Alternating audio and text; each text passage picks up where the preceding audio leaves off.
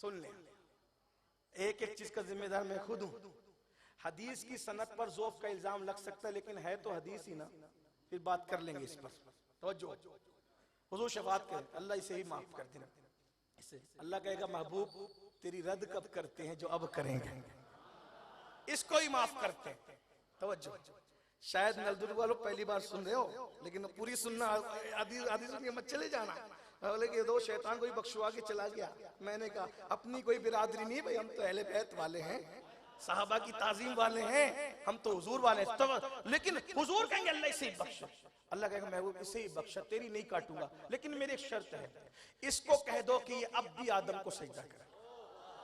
अल्लाह अल्लाह है ना, हाँ अल्लाह के करवाएंगे, इसी से मुंह मोड़ा था ना, तो यही तेरा मुंह मोड़ के लाएंगे। तो कहेगा इसको मैं तेरी कब रद्द करूंगा हबीब, बोल ये सजदा करे आदम को, बख्श दे। देख रहे मैं इतने पाप किए, इतने करवाए, महबूब के जुमले पे रहमत कह रही बख्श देंगे, लेकिन शर्त है सजदा करवाइए। उसको फिर वो कहेगा तब नहीं किया अब क्यों करें, तो फिर कहा वेलकम के लिए जहन्नम के सारे दरवाजे खुले हुए हैं। और जहन्नम तो ये, अब आपसे पूछता हूं कि नबी की बेटी की ऐसी तौहीन करते हैं लोग और आप उनको अपना मुक्तदा मानते हैं, तो ईसाई पूछेगा ना कि जो बेटी को नहीं बख्शा हो सकता, हम उसका हम कहेंगे सुन, जब नबी की उम्मत के कच्चे बच्चे का ये आलम है तो मेरे नबी की शान का आलम क्या होगा। और बरेली का ताजदार फिर उसको बयान करते क्या ही ज़ौक़ अफ़ज़ा शफ़ात है तुम्हारी वाह हवा, कर्ज लेती है गुनाह परहेजगारी वाह हवा, सदक़े इस इनाम के कुर्बान इस इकराम के, हो रही है दोनों आलम में तुम्हारी वाह हवा। बस इसकी तशरीह नहीं करता, आखिरी बात के तौर पे कह रहा तो हुजूर अलैहिस्सलाम का इश्क होगा, इश्क हुजूर का इश्क होगा। सुन ले भाई से साहब, सुन लो, 7 साल के बाद आए आपकी जमीन पे, सुन ले। हाँ हुजूर अलैहिस्सलातु व तस्लीम की मोहब्बत होगी, तारीफ आएगी। आखिरी बात के तौर पे करें, मौलवी इतना छोटा हो जाता है ना, बोले ये तो वो बशर है ना, वो बशर है, वो बशर है ना, इसलिए हमारी तरह है। मैंने कहा असल में तू बशर के लिबास में देख के नबी को छोटा समझ रहा है, और हम लिबासे बशर में देख के हमें पता चल रहा है कि अल्लाह के यहाँ लिबासे बशर से बड़ा कोई लिबास ही नहीं है। क्योंकि नबी की जो हकीकत है ना, हकीकत वो किसी को नहीं पता नबी क्या है। वो खुद कहते हैं या अबा बकर लम यारिफनी हकीकतन गैर रब्बी, ए अबू बकर मेरी हकीकत को मेरे रब के सिवा कोई नहीं जानता। किससे कह रहे हैं, किससे कह रहे हैं? सिद्दीक अकबर से। नबी इशारा दे रहे हैं कि नबी को सबसे ज्यादा जानने वाला कौन है सहाबा में? अबू बकर सिद्दीक। देख रहे हैं, हाँ नबी ने इसीलिए सिद्दीक अकबर, और तू सबसे ज्यादा मुझे जानता है मगर फिर भी तू मेरी हकीकत को नहीं जानता। इससे पता चला कि सहाबा में सबसे ज्यादा नबी को जानने वाले अफजलुल बशर बादल अंबिया सैयदना सिद्दीक अकबर की जात है। हाँ बात ये तो रसूल, और जो नबी को जितना ज्यादा जानेगा उतना बड़ा आलिम होगा। और हुजूर ने उन्हीं से कहा या अबा बकरिन।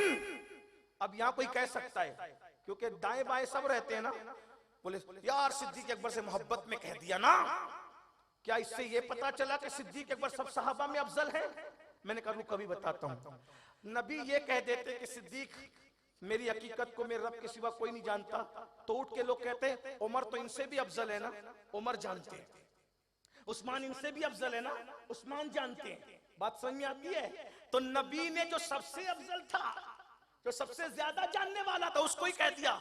इसीलिए किसी ने सवाल ही नहीं उठाया ना, क्योंकि जो सबसे ज्यादा जानने वाला था उसको कहा कि मेरे रब के सिवा मेरी हकीकत को कोई, तो हकीकत मुस्तफा किसी को नहीं पता है। लेकिन उस हकीकत को खुदा ने लिबास पहनाया, और लिबास कौन सा पहनाया? बशरियत का। दो लिबास पहने, नूरानियत और बशरियत का लिबास पहना। लोग कहेंगे जो नूर हो वो बशर कैसे, जो बशर हो नूर कैसे? मैंने कहा तूने कुरान पढ़ा ही नहीं, जिब्रील नूर है कि नहीं है? इस पे कोई मुनाजरा है? इस पे कोई बहस है? कोई बहस नहीं। जिब्रील नूर होकर दहिया कल्बी की शक्ल में आते हैं कि नहीं? हदीस में है। जिब्रील नूर होकर हजरत मरियम के पास लिबासे बशर में आते हैं कि नहीं आते? तो जब खादिम नूर होकर लिबासे बशर में आ जाए, तो मखदूम अगर लिबासे बशर में आए तो प्रॉब्लम कैसे हो सकता है? इसीलिए बेदम शवारसी कहते हैं अब आदमी कुछ और, हमारी नजर है, जब से सुना है यार लिबासे बशर में है, जब से सुना है। और मेरे इमाम तो कहते हैं वही है अव्वल, वही है आखिर, वही है जाहिर, वही है बातिन, उसी के जलवे, उसी से मिलने, उसी से उसकी तरफ गए थे। तबारक अल्लाह शान तेरी, तुझे को ज़ेबा है बेनियाज़ी, वही तो हो जो कहीं तो हो जोश लन तरानी, कहीं तकाज़े विसाल के थे। अल्लाह अकबर, ये मेरे नबी की शान। तो इश्क होगा तारीफ होगी। आखिरी बात के तौर पे एंड करते हुए, आखिरी पॉइंट के तौर पे, इश्क हो तारीफ होती है, इश्क हो तो दोस्तों को चाहा जाता है, इश्क हो तो दुश्मनों से दुश्मनी की जाती है। आखिरी पॉइंट के तौर पे जब इश्क हो जाए तो महबूब को जो चीज तकलीफ पहुंचाती है उस चीज से इंसान दूर हो जाता है। समझे बात? आप भी आशिक हो ना, आशिक हो ना? तब कौन कौन सी चीज महबूब को तकलीफ पहुंचाती है? ये पॉइंट की बात, इस पे बात पूरी होगी। देखो, महबूब को, महबूब हबीब को जो चीज तकलीफ पहुंचाए, खत्म। एक बार किसी ने मजनू से पूछा, मजनू तू वो फुला गली से कभी गुजरता नहीं? तो कहा उस गली में मेरी लैला का दुश्मन रहता है। तो जिस गली में यार का दुश्मन हो उस गली से प्यार कैसा? और कुरान कहता है ला तजिदु कौमन युमिनून बिल्लाहि वल यौमिल आखिर युआदून मन हाद्दल्लाह व रसूलहु वलौ कानू आबाअहुम औ अबनाअहुम औ इख्वानहुम औ अशीरतहुम उलाइका कतब फी कुलूबिहिमुल ईमान। कि तुम मोमिनों को, आशिके रसूल को हरगिज हरगिज नहीं देखोगे कि जो नबी को दुश्मन है, नबी को तकलीफ पहुंचाता है, नबी का दुश्मन है, नबी को तकलीफ पहुंचाता है, अगरचे बाप हो, भाई हो, रिश्तेदार हो, वो उनसे ताल्लुक रखे। यानी अगर माँ बाप भाई नबी के दुश्मन हो जाए, नबी को तकलीफ पहुंचाए, तो आशिके रसूल उनसे रिश्ता नहीं रखता। अब आपसे पूछता हूं, माँ दुश्मने नबी हो तो आशिके रसूल उससे रिश्ता नहीं रखता। वो गुनाह जो रसूलुल्लाह के दिल को तकलीफ पहुंचाते हैं, वो गुनाह जो नबी के दिल को अजियत पहुंचाते हैं, एक आशिक रसूल उससे ताल्लुक कैसे जोड़ सकता है? अब आपसे पूछता हूं मेरे भाइयों, बस जाते जाते एंड करते करते, आशिक होना सिर्फ दुरूद पढ़ के आशिक नहीं बन सकते, सिर्फ नारा लगा के आशिक नहीं बन सकते, सिर्फ नात पढ़ के नात सुन के आशिक नहीं बन सकते। अपने नबी को अजियत पहुंचाते हो, अपने नबी को तकलीफ पहुंचाते हो। अल्लाह के रसूल अलैहिस्सलाम फरमाते हैं तुम्हारे गुनाह दिन में, तुम्हारे गुनाह हफ्ते में 2 मरतबा मेरे सामने पेश होते हैं, पीर और जुमा को या पीर और जुमरात को। जब मैं तुम्हारे गुनाह देखता हूं तो मुझे तकलीफ होती है, मेरा दिल दुखता है, और जब मैं तुम्हारे नेकियां देखता हूं, अच्छे अमाल देखता हूं, तुम्हारे लिए दुआ करता हूं। अब आपसे पूछता हूं, कब्र अनवर में अगर दाढ़ी तुम मुंडा रहे हो तो हुजूर को तकलीफ होगी कि नहीं होगी? किसी औरत पर पाप की नजर डाल रहे हो, हुजूर को तकलीफ होगी कि नहीं होगी? जिना के अड्डे पे जा रहे हो, हुजूर को तकलीफ होगी कि नहीं होगी? मेरे भाइयों, जुआ खेल रहे हो, नशा कर रहे हो, हुजूर को तकलीफ होगी कि नहीं होगी? अब मैं आपसे पूछता हूं, अगर आप यही सोच रहे कि जुलूस मिलादुन नबी निकाल के मैं आशिक हो जाऊंगा, अगर मैं जलसा करके आशिक हो जाऊंगा, इश्क रसूल इतना सस्ता नहीं है कि शराब भी पीते रहे और आशिक रसूल भी हो जाए। इश्क रसूल इतना सस्ता नहीं है कि जिना भी करता रहे, आशिक रसूल भी हो जाए। इश्क रसूल इतना सस्ता नहीं है कि नमाज भी छोड़ता रहे और आशिक रसूल हो जाए। एक बात बताऊं, ये गुनाह नबी के दिल को तकलीफ पहुंचाते हैं। मैं तो कभी कभी सोचता हूं, या अल्लाह या अल्लाह या अल्लाह, ताइफ में बरसने वाले पत्थर